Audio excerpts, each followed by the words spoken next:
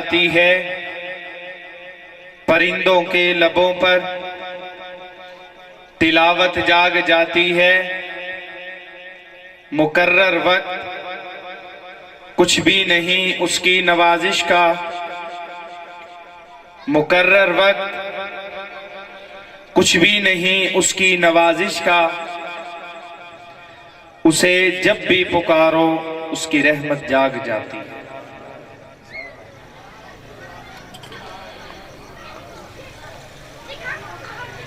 انتہائی قابل صد احترام محترم و مکرم عزیز دوستوں، بزرگوں، بھائیوں،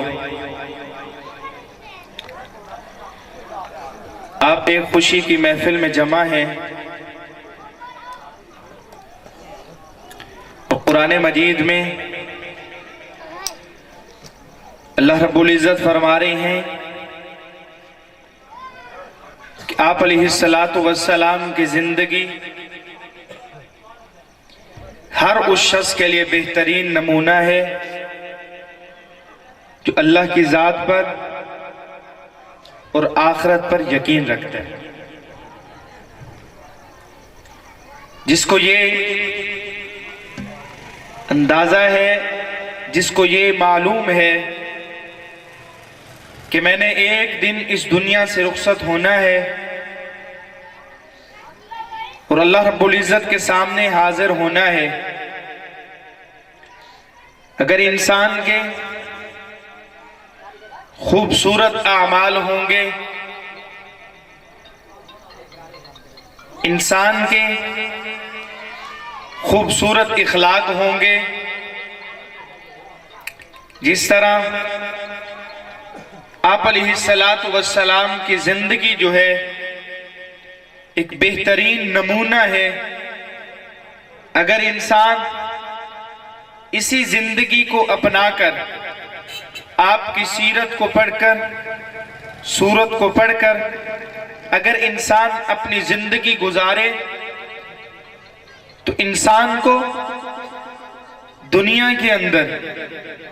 جن مشکلات کا سامنا ہو، جن پریشانیوں کا سامنا ہو، کیونکہ شروع سے اس کو پتا ہوگا کہ میں اس پیغمبر کا امتی ہوں، اس پیغمبر کا میں ماننے والا ہوں، جس پیغمبر کے لیے اللہ رب العزت نے اس کائنات کو بنایا، اس کائنات کو سجایا، اس کائنات کو سنوارا، اگر میں اسی محبوب پیغمبر صلی اللہ علیہ وسلم کی زندگی کو اپنا لوں کہ آپ کا اٹھنا کیسے، آپ کا بیٹھنا کیسے، آپ کا گھر میں داخل ہونا کیسے، آپ کا رشتہ داروں کے ساتھ تعلق کیسے، اپنی گھر والیوں کے ساتھ آپ کا تعلق کیسا ہے، آپ علیہ السلام کا صحابہ کے ساتھ، دشمنوں کے ساتھ کیسا انداز ہے، اگر انسان اس زندگی کو پڑھ لے تو انسان کو دین پر عمل کرنا، دین کے مطابق زندگی گزارنا جو ہے نا مشکل نظر نہیں آئے گا۔ آج ایک محلہ ہو چھوٹا سا، اس محلے میں 2 مساجد ہوتی ہیں تو گھر جو ہے وہ 50-100 کے قریب ہوتا ہے۔ آپ ایمانداری سے بتائیں کہ 5 مرتبہ مسجد میں کھڑا ہو کے منادی ندا لگاتا ہے اللہ اکبر اللہ اکبر، کہ اللہ سب سے بڑا ہے، اللہ سب سے بڑا ہے۔ کون انسان ایسا ہے جو اس اذان کی آواز کو سن کر لبیک کہتے ہوئے اس اللہ رب العزت کے سامنے جا کر کے اپنی پیشانی کو جو ہے نا جھکاتا ہے؟ ہم دنیا کے لیے تو دنیا والوں کے سامنے ہمیں بھیک مانگنی پڑے تو ہمارا بھیک مانگنے کا انداز بھی اور ہوتا ہے۔ اللہ کہہ رہے ہیں کہ جو مجھ سے نہیں مانگتا وہ بندہ مجھے پسند نہیں ہے۔ تو اگر دنیا والوں سے آپ 1 مرتبہ مانگیں، 2 دفعہ مانگیں، 3 دفعہ مانگیں، ایک وقت ایسا آئے گا وہ بھی آپ کو کہیں گے کہ بھائی کیا آپ کو میرا ہی دروازہ ملا ہے؟ کیا آپ نے میرے پاس ہی آ کے مانگنا ہے؟ آپ کو کوئی اور دروازہ نظر نہیں آتا؟ وہ خالق رب ارض و سما جس نے اس کائنات کو بنایا، اس کائنات کو وجود بخشا، اس کائنات میں ہر چیز اسی خدا نے بنائی ہے، وہ خدا کہتا ہے صبح تہجد میں اٹھ، رات کے تاریکی میں اٹھ،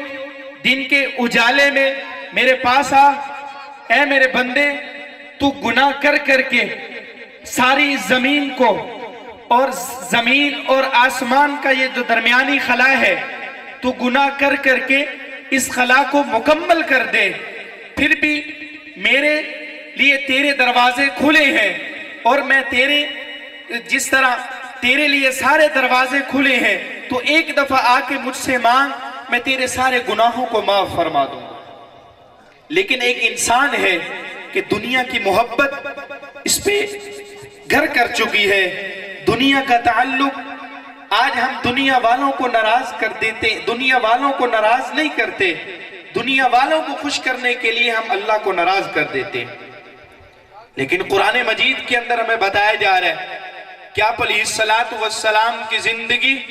ہر اس شخص کے لیے بہترین نمونہ ہے جو ایمان رکھنے والا ہے اللہ رب العزت کی ذات پر اور آخرت پر بھی۔